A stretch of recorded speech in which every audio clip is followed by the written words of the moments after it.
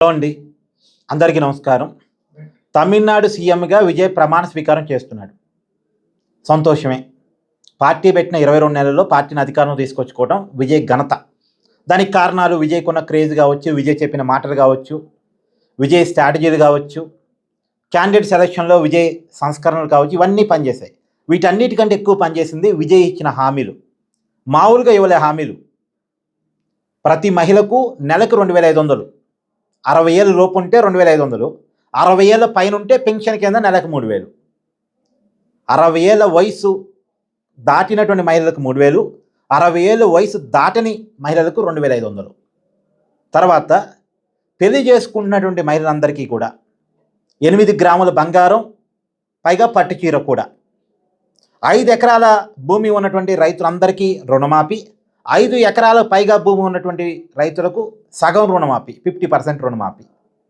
తర్వాత 5 లక్షల ప్రభుత్వ ఉద్యోగాలు నింపుతాడు. చూడండి, 5 లక్షల ప్రభుత్వ ఉద్యోగాలు. ఇది బాగా కామెడీగా ఉంది కదా. 5 లక్షల ప్రభుత్వ ఉద్యోగాలు. ఉన్న ప్రభుత్వ ఉద్యోగుల జీతాలు చెల్లించడానికి రాష్ట్ర ప్రభుత్వాల దగ్గర డబ్బులు లేవు. రియాలిటీగా మాట్లాడుకుందాం. నేనేం విజయ్ని విక్రించడం కోసం కాదండి, ఎవరిని విక్రించడం కోసం కాదు ఇక్కడ, కానీ రియాలిటీగా మాట్లాడుకుందాం.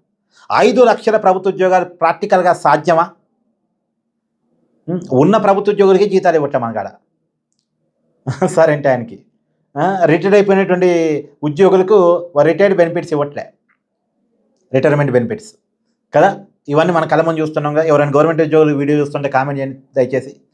తర్వాత ఉద్యోగాలు ఇవ్వకపోతే నిరుద్యోగ వృత్తి, ఉద్యోగం ఇచ్చే వరకు నిరుద్యోగ వృత్తి, పైగా స్టైపెండ్ మామూలుగా పిహెచ్డీ ఉన్న వాళ్ళకి ఇస్తారు, పిహెచ్డీ చేసే వాళ్ళకి ఇస్తారు. కానీ ఈయన డిగ్రీ ఇంటర్మీడియట్ నుంచే ఏదో స్టైపెండ్ ఇస్తానని చెప్పేసి హామీ ఇచ్చారు. తర్వాత ఇలా హామీలు మామూలుగా లేవు, ఇంకా చాలా హామీలు ఉన్నాయి. వ్యవసాయ కార్మికులకు సంవత్సరానికి 10,000 రూపాయలు, రైతు భరోసా, ఇవన్నీ చాలా ఉన్నాయి. ఇంకా చెప్పుకుంటూ పోతే చాంటాడంత ఉన్నాయి. ఇవన్నీ అమలు చేయాలంటే సంవత్సరానికి 1,00,000 కోట్ల రూపాయలు కేవలం ఈ ఉచిత పథకాలకే కావాలట. ఉచిత పథకాలకు మాత్రమే, ఇక పరిపాలన ఇవన్నీ వేరు. కేవలం ఉచిత పథకాలు అమలు చేయడానికి 1,00,000 కోట్లు కావాలి. ఇప్పుడు తెలంగాణ, ఆంధ్రప్రదేశ్లో ఉచిత పథకాలు ఇచ్చిన హామీలు అమలు చేయడానికి దగ్గర 60,000 కోట్లు కావాలి. అంతకు మించి ఇప్పుడు తమిళనాడులో బడ్జెట్ కావాలి ఈ పథకాలు అమలు చేయడానికి. ఇప్పటికీ తమిళనాడులో 10 లక్షల కోట్ల రూపాయల అప్పు ఉంది తమిళనాడు రాష్ట్ర ప్రభుత్వానికి. పైగా వచ్చే ఆదాయానికి పెట్టే ఖర్చుకి 1,30,000 కోట్ల రూపాయల రెవెన్యూ లోటు ఉంది పర్ ఇయర్. 1,30,000 కోట్ల రూపాయల రెవెన్యూ లోటు అంటే వచ్చే ఆదాయం కంటే పెట్టే ఖర్చు చాలా ఎక్కువ. ఈ పరిస్థితుల్లో ఈ పథకాలు ఎలా అమలు చేయగలడు? ఇదో పెద్ద టాస్క్. ఇప్పుడు అధికారులంతా తలలు పట్టుకుంటున్నారట.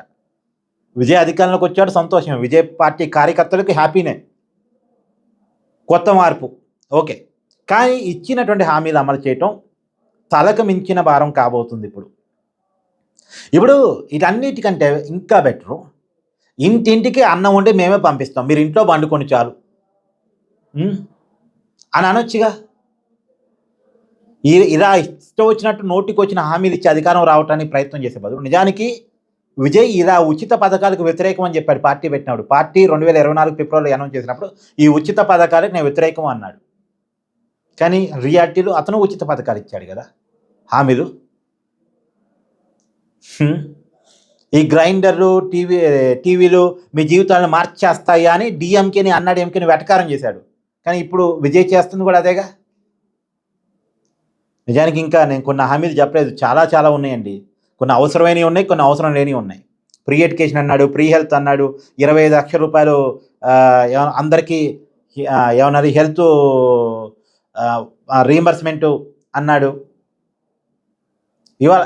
తర్వాత మత్స్యకారులకి సెలవు దినాల్లో నెలకి 27,000 ఇస్తానన్నాడు. ఇలా చాలా హామీలు ఇచ్చాడు. వీటిలో కొన్ని అవసరమైనవి ఉన్నాయి కాదంటే, కొన్ని అనవసరమైనవి కూడా ఉన్నాయి. మొత్తానికి తడిసి మోపిడేటువంటి పరిస్థితి. బట్ వీటన్నిటిని ఎలా నెరవేరుస్తాడు అనేటువంటిది మాత్రం విజయ్ ముందు ఉన్నటువంటి టాస్క్. దీని మీద మీ అభిప్రాయాన్ని కూడా కామెంట్ చేయండి. Thank you.